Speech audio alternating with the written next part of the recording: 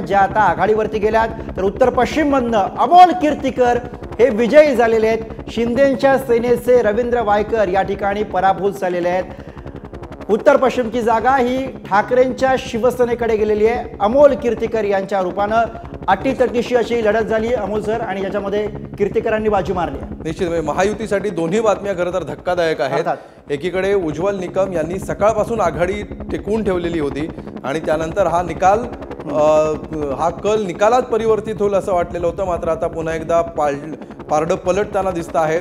आणि दुसरी गोष्ट म्हणजे विजय होताना अर्थात, आणि दुसरी गोष्ट म्हणजे जर का आपण उत्तर पश्चिम विषयी बोललो तर सातत्यानं जी काही आपल्याला एक वाढ बघायला मिळत होती, आघाडी बघायला मिळत होती, ती अगदी कमी फरकाची होती आणि तिथं सुद्धा आता अमोल कीर्तीकर यांनी विजय संपादित केलेला आहे। त्यामुळे अर्थातच ठाकरेंच्या शिवसेनेचा हा मोठा विजय आणि त्याचबरोबर शिंदेंना मोठा सेटबॅक म्हणून याकडे बघावं लागेल।